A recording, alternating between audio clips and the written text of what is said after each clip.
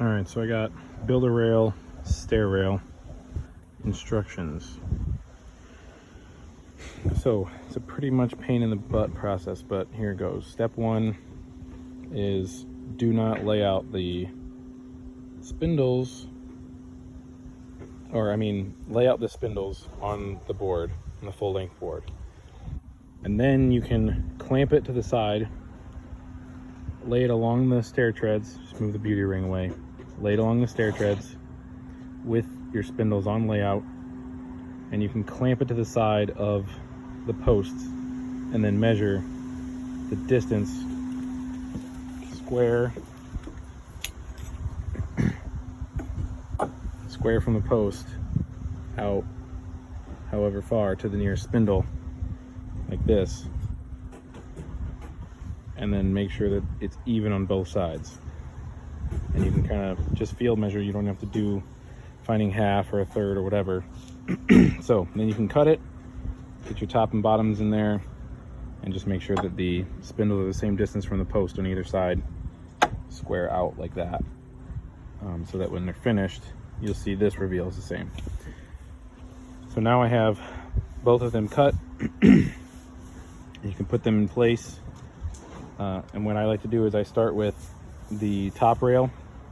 So I'll just throw those screws in, or sometimes you can just clamp it, but it's easy just to get the center screw in, fasten just the top rail in, and then put one spindle in the ends and the middle, one in the end, one on each end and one in the middle.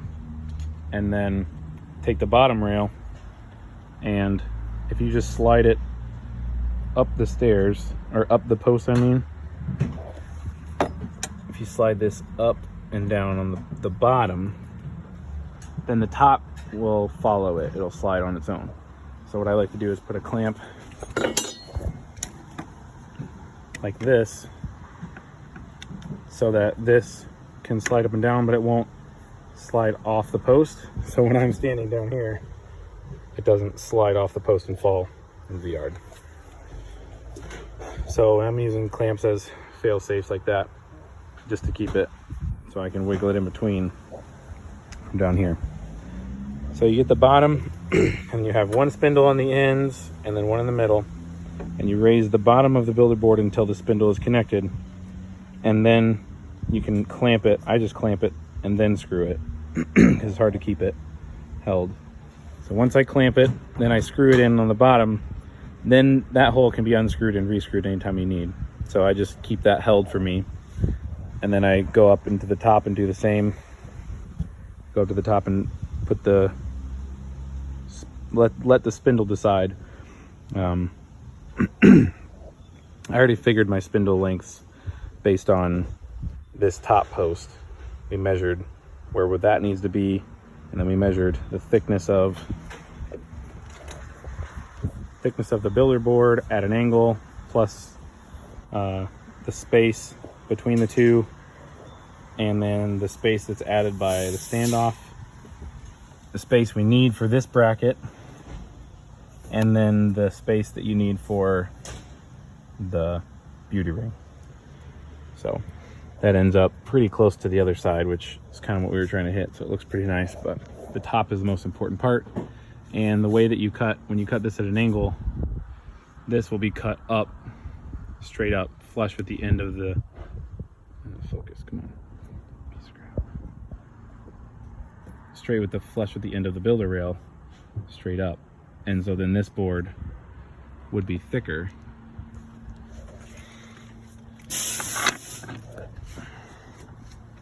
So I set my rail 3/16. Do it with one hand. I set my rail 3/16 below the top of the post, because this surface is longer than that one. And then when they come together and they meet, it'll be the same dimension on the top, which is the part that matters. So yeah, anyways, so that's 3/16 there. and then the distance of the board. Anyways, that's how we decided our spindle length, and then we cut it all of them to that length so that way there's no confusion. And then we measured the post from the ground and then cut those. I basically just put a string from 3/16 down right here because we're gonna have drink rail on the top of this. So I just want that to be a laser line all the way to the end post there. So then I cut that at the same distance as this, and then that middle one kind of splits the difference. So anyways, that's how I got that perfect line. Anyway, so then we have all of these in. We have one spindle at each end and one in the center. And then I've established my bottom height on both ends. And then I can do my foot blocks. You just measure for those, lay them out with the, we just laid them out with the spindle. I just used actual spindle material with standoffs and everything. I think it looks nice, but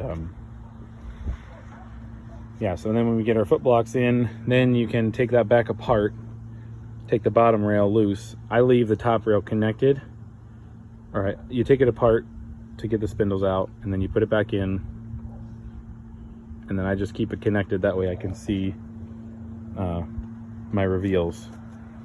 And then you take the bottom rail and just lift it up enough to get the builder rail or the foot blocks in. And once the foot blocks are in, the bottom doesn't have to move. So once the foot blocks are in, I can final fasten the bottom builder rail. And then the top one, I leave the downhill connected as a pivot point, and I take the uphill one and I unscrew that and lift that up. And I did like little clamp stuff so that it can't fall off when I'm down here lifting it up and down. So that thing will be going up and down. And then I just work them in from the bottom as I go up. And then once I get to the top, I clamp it. This way I just used a super long clamp. And I clamped all the way from this side of the post to the builder rail square with this rail and pulled it straight down like that. Clamped it down and then just worked it down until I had that 3/16 again. And then pop my screws. So then it's all justified to this point, which is the most important, and then the spindles are tight together, and then that is flush with the top, which is the second most important. So, and the foot blocks are in. There you go.